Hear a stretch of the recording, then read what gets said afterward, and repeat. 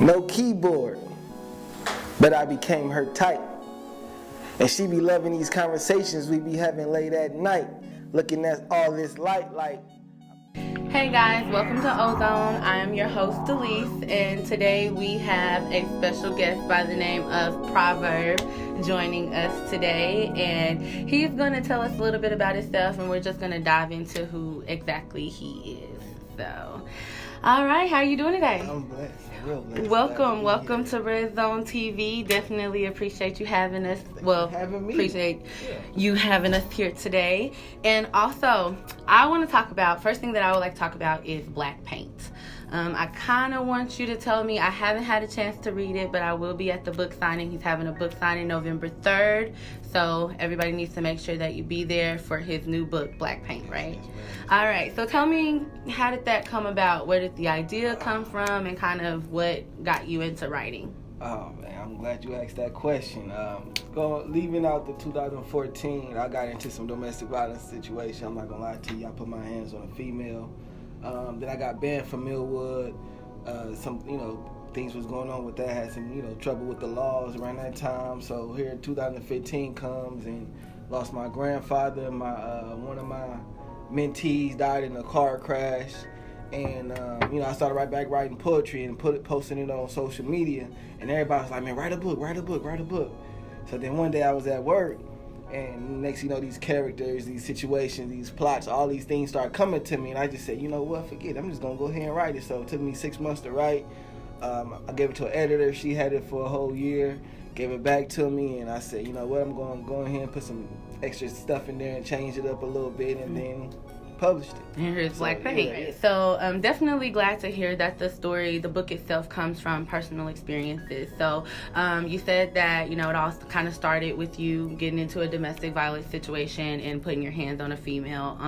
I kind of want to talk about that just because that's something that's kind of personal to me. It's happened to me before and I've experienced it, but I've also experienced the other side of it too. And a lot of people really don't take into context that men have emotions too, and their buttons can be pushed just as well as a female's buttons can be pushed. So when you say that it kind of started from there, what is something that you would say you took away from that situation as far as how you deal with women now? One, I learned that, sex early could ruin any type of friendship that you try to build with a woman. Because we wasn't friends at first. I met her on New Year's, and we got it cracking off New Year's. So, I bet. So, 8 months later, we was still getting in, and then next thing you know, we just one thing led to another. She said something that, where I'm from, we take it as a threat. And I was like, you got to go, you got to get out. And then next thing you know, she swung on me, and then swung on her, and all that. So just an instant reaction. Yeah. So would you say the book kind of helped you understand your emotions, or poetry kind of helped you understand your emotions? Yeah, poetry allowed me to express that, because I didn't realize how many demons that I was fighting on my own, how many internal battles that I was dealing with on my own, and then poetry allowed me to just get all that out, and it kind of made me a better person. So poetry. That's why I love poetry so much, because it's one of my only outlets. You know what I'm saying? Like I could tell friends, I could tell families what I'm going through, but people don't know exactly what you're going through because they're not you. Right, absolutely. And that's something that's really personal to me. I write poetry as well, and I have a hard time. I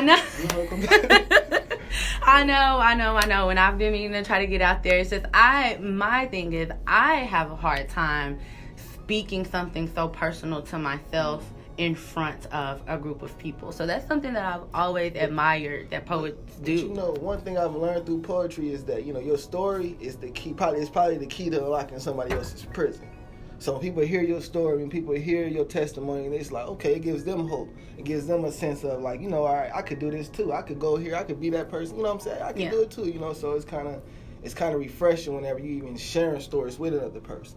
I gotta get there slowly but surely, but I definitely do respect people like you who do get up there and put it out all on the table. And one of the poems that I read that I really liked your poem Broken. And I'm gonna take something from that kind of stuck with me when it said the pieces are too sharp for your child to hold.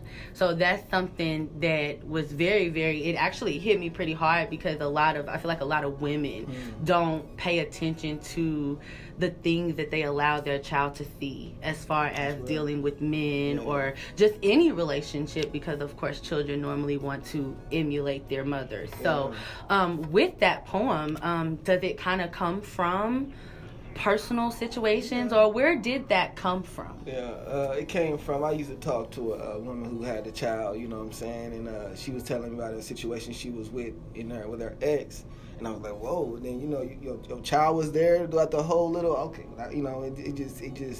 it sparked something. I said, you know what, women, a lot of women in this country, period, especially black women, they're going through so much, and they've been dealt with the burden, not calling children a burden, but if a woman is dealing with a man and she gets pregnant, that man is likely to bounce, and she got to deal with the seed, she got to deal with the crying, she got to deal with everything. Right. So a lot of our black women are going through that here in America. And I just wanted to bring that to light. Like, all right, brothers, either we got to do better, or women, y'all going to have to come up with some type of support group, because we ain't, you know what I'm saying? Like, so, that's the thing about Broken. That's one thing I tried to paint. I'm always trying to paint, the picture of, black people and the pain that we go through, because the more we ignore it, the stronger it get. Absolutely. And what happens when all that emotion, all that pain starts to, evolve and get rattled up, you react different. Absolutely. You know what I'm saying? So that's one thing that I always try. That's what I think I did with Broken. Like, I just brought it to the forefront. Like, this is what women are going through. And then on the opposite side, there's another poem called Abandoned, where you kind of take, the broken woman who can maybe handle herself a little better, and then you take Abandoned, who is basically a broken woman trying to prevent that from happening again, and kind of rebuilding herself. And then kind of in reading that, you talk about how there's a shell up, and you talk about how, she not going to take anything from anyone anymore. And so to me, it kind of brought the Broken kind of full circle. So I wanted to know, was that your intention, or was it written? I'm glad it wasn't my intention, but I'm glad you point out something that I do. I don't really tell people this, but it's like, even with the book, what I did how I set up the book, I took 10 poems, and I just said, all right, well, I'm gonna center a story around those 10 poems, and that's what I did. So in a sense, all my poems kind of connect in the sense when we talk about the pain aspect. But I don't mean to do it, but I do it sometimes. But I didn't mean to do it with the Abandoned and Broken. So, to me it kind of brought that full circle, and I took it back to that. And then I kind of also, and I'm the type of person, whenever I read anything, I always take something from it. I'm always reading something to kind of, maybe just kind of give me insight on who the person is that wrote it. Because I know, to me, I'm always like a poet versus hip hop kind of girl. And I always, since I'm a poet at heart anyway, I kind of feel like hip hop is like the easy way out, because to me, just because poetry it's very raw and it's very real. I know anytime I try to read something out loud, personally, I kind of find the emotion to take over because it's so gritty and grimy. And so for me to read Abandoned and read Broken and then turn around and listen to Proverbial Girl, it's almost like that's what you want to come out of those two things. You want this proverbial girl to come out of that and kind of see that the birth of this new woman that kind of knows how to manage things. So I really like that video, and I kind of want you to take me through the process of creating the video and how the Proverbial Girl came about. Proverbial Girls is based on a true story. Let me say that. I tried to talk to a girl who goes to church, church girls, and she wasn't messing with me because she knew that, you got nigga tendencies. I heard church is a good place to pick women up, though. The church girls, they say they are the freakiest. So I was being ratchet. I ain't gonna lie, I was being ratchet, but she turned me down, But one thing I learned about rejection, it makes us better. I'm like, dang, I wasn't good enough for you. Oh, why am I not good enough for? Because I'm doing this. If I change this up, change that up, maybe she'll want me. So that's what Proverbial Girl was about. And as far as getting the video together, I just wanted to take it back, when videos had stories. Absolutely. When it had substance. So I just tried to bring that back. Found a dancer, Brianna Gaddis. She's one of the best dancers in the city. She agreed to make a dance routine to the song. Sent her the song. Got with Jay Hen, and Jay Hen brought it all back together. So, yeah. Oh, yeah. Well, shout out to the dancer. Shout out to Jay Hen. Yeah. He's a Tier 2 director with RedZone as well, so definitely familiar with his work. And what I would like to do is I would like for our viewers who haven't got a chance to see the video to take a look at that. So what we're going to do now is we're going to cut to that video, so everybody make sure you take a look at Proverbial Girl.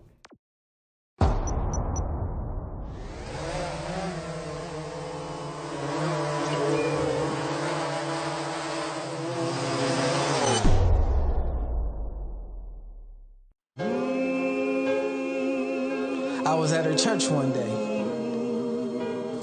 She knows I've been trying to get with her. She might not mess with me because well, check it out. My proverbial girl. I see you taking on the world knowing it's yours, and with all you've been through, you still carry a heart and a mind that's pure. You read your Bible, working a 9 to 5, and still find time to enjoy the joys of life. Proverbial girl, where can I find you? Give you the contract of my heart and hoping you will let me sign you as my wife.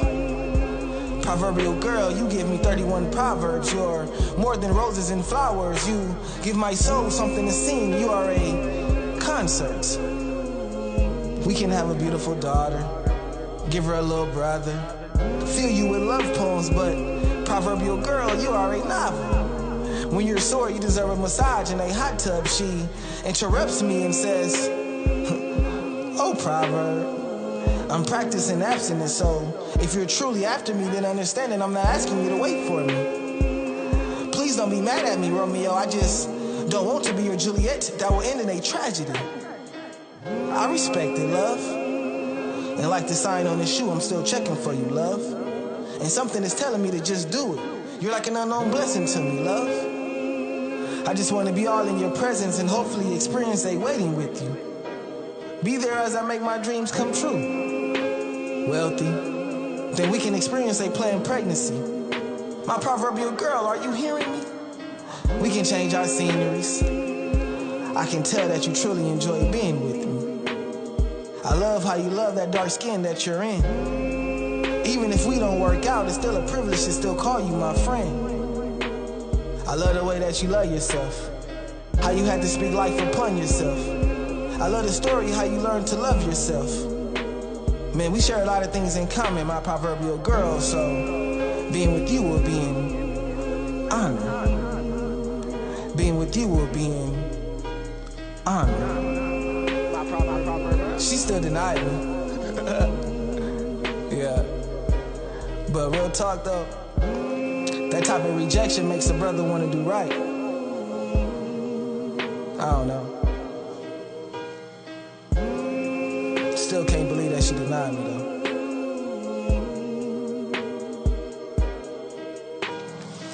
My proverbial girl. I see you taking on the world knowing it's yours, and with all you've been through, you still carry a heart and a mind that's pure. All right, and that was Proverbial Girl, and I will let him tell you, and I will let Proverb, tell you exactly where you can go and view that in full detail anytime you would like. Oh yeah, it's on YouTube. My YouTube channel is Crawford with a K, Krawf, Puppy, P-U-P-P-Y.